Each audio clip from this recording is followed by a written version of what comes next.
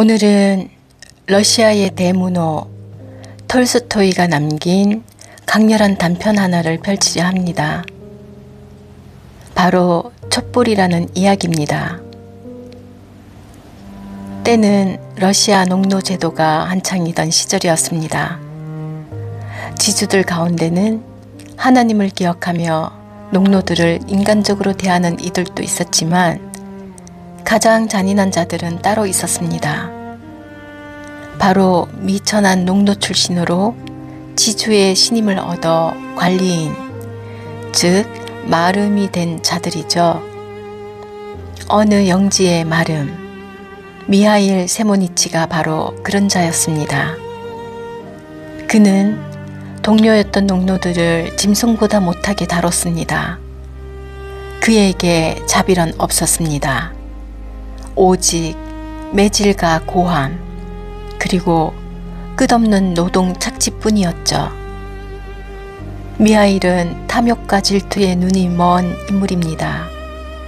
그는 농노들을 짐승처럼 부리며 자신의 권력을 확인하기 위해 끊임없이 매질을 일삼습니다. 심지어 자신의 죄를 정당화하기 위해 신의 이름까지 더럽히는 인물로 묘사됩니다. 톨스토이는 그를 통해 권력이 인간을 어떻게 타락시키는가를 보여줍니다.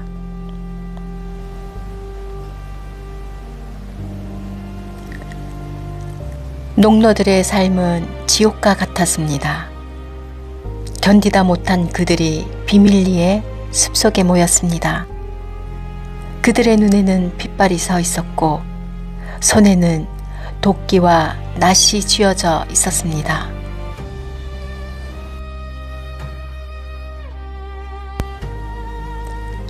언제까지 그 악마 밑에서 죽어가야 합니까? 미친 개를 죽이는 건 죄가 아닙니다. 한 젊은 농노가 울부짖었습니다.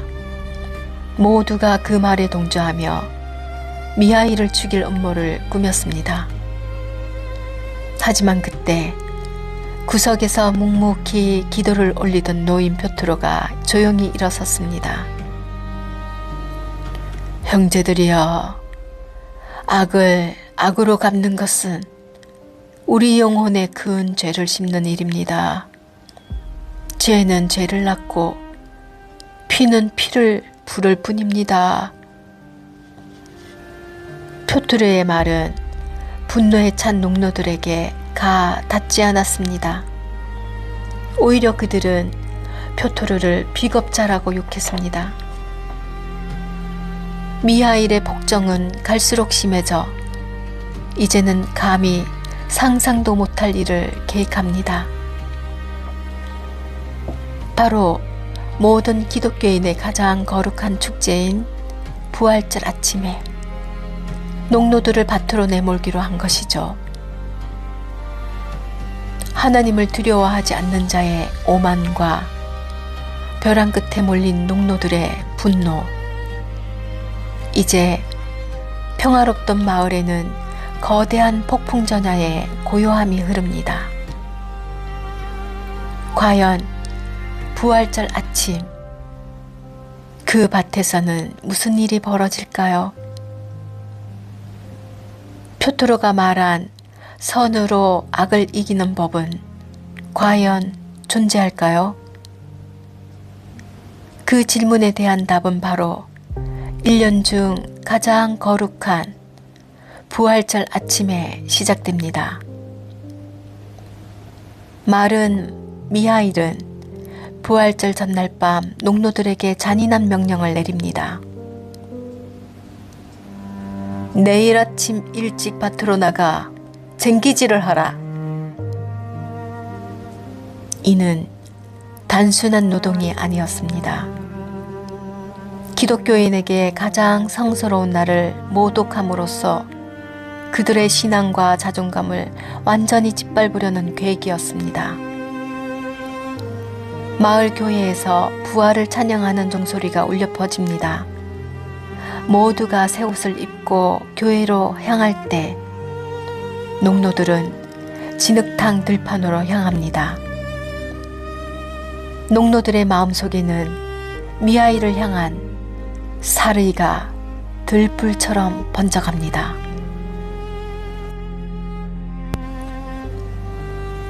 여보, 오늘은 거룩한 날이에요. 제발 농노들을 돌려보내세요. 죄를 짓지 마세요. 미하일의 아내는 눈물로 호소합니다. 하나님이 무섭다면 저 녀석들이 왜 일을 하겠어? 매질이 하나님보다 더 무서운 법이지. 그는 코웃음을 치며 말을 탑니다.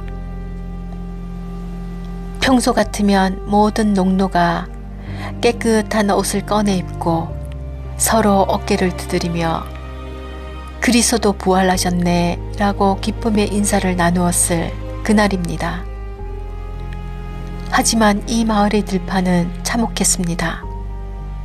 마름 미하일은 하느님조차 두려워하지 않았습니다. 그는 부활절 아침 모든 마을의 농노들을 밭으로 내몰았습니다. 오늘은 일하기 가장 좋은 날이다. 한 명도 빠짐없이 들판으로 나가라. 농노들은 피눈물을 흘리며 쟁기를 챙겼습니다.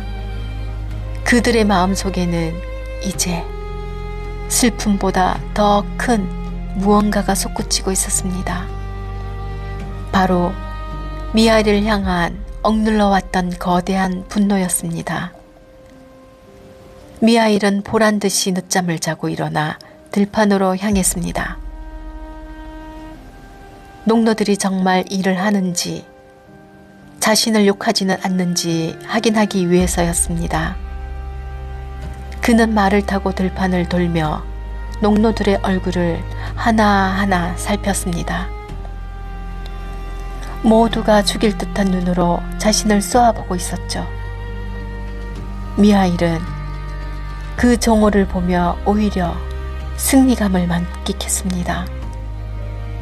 미하일은 언덕 위에서 밭을 갈던 노인 표트르를 본 순간 말의 고삐를 멈췄습니다. 표트르는 다른 농노들과는 전혀 달랐습니다.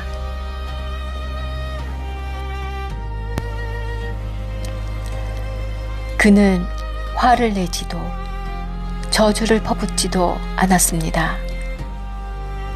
놀랍게도 표토르는 쟁개의 가로막대 위에 작은 밀초 하나를 세워두고 있었습니다. 바람이 세차게 부는 들판이었지만 그 연약한 촛불은 신기하게도 꺼지지 않고 은은한 빛을 내뿜고 있었습니다. 표투르는 쟁기를 밀며 나직하게 노래를 불렀습니다. 그것은 하나님을 찬양하는 거룩한 성가였습니다. 미하일은 그 광경을 보는 순간 생전 처음 느껴보는 기묘한 전율과 공포에 휩싸이게 됩니다. 세상의 권력과 매질보다 강한 것은 가장 낮은 곳에서 피어오른 진실한 신앙이었습니다. 그 작은 촛불은 미하일의 오만한 심장을 꿰뚫는 날카로운 화살이 되어 날아왔습니다. 저 촛불은 왜 꺼지지 않는가? 저 노인은 왜 이 지옥 같은 들판에서 천국을 노래하는가? 미하일은 말에서 내려와 표트르에게 다가가려 했지만 알 수 없는 힘에 눌려 한 발자국도 움직일 수 없었습니다. 표트르가 고개를 들어 그를 보았을 때 그의 눈은 맑고 평화로웠습니다. 그 눈빛은 마치 형제여, 당신도 이 빛을 보십시오 라고 말하는 듯 했습니다. 미하일은 공포에 질려 도망치듯 마을로 돌아왔습니다. 그의 심장은 터질 듯이 뛰고 있었고 귓가에는 여전히 표트로의 찬송가가 한창처럼 맴돌고 있었습니다.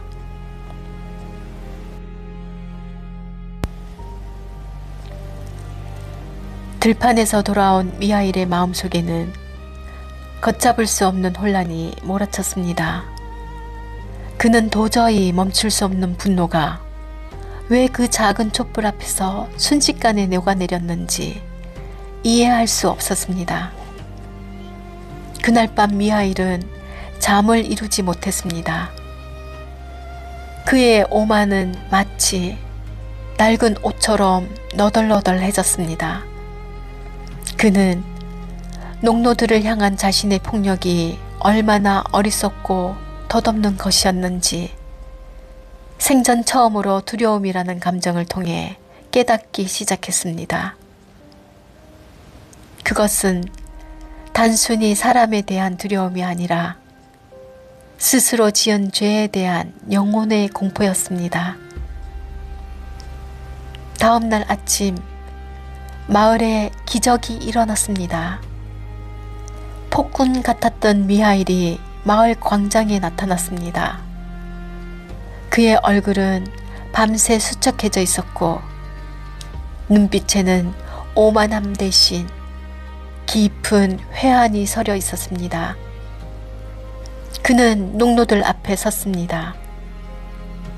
그를 죽이려 했던 농노들은 당황하여 도끼를 내려놓았습니다. 내가 죄를 지었습니다. 여러분을 짐승처럼 부리고 하나님의 나를 더럽혔습니다. 미하일은 무릎을 꿇고 눈물을 흘렸습니다. 악을 갚으려 했던 농노들의 손에서 사리가 사라지고 대신 정적만이 흘렀습니다.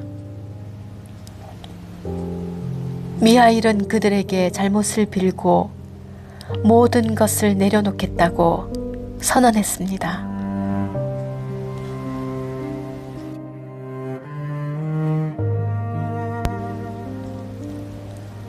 여러분, 보셨나요? 악은 결코 악으로 이길 수 없습니다. 표트로가 쟁기의 촛불을 켠 것은 저항이 아니라 빛이었습니다. 어둠을 쫓아내는 유일한 방법은 그저 빛을 밝히는 것뿐이라는 것을 그는 온몸으로 보여주었습니다. 오늘 우리가 함께 읽은 톨스토이의 촛불은 우리에게 묻습니다. 당신의 마음속에 있는 그 작은 촛불은 지금 어디를 비추고 있느냐고 말이죠. 증오의 들판입니까? 아니면 용서의 길입니까?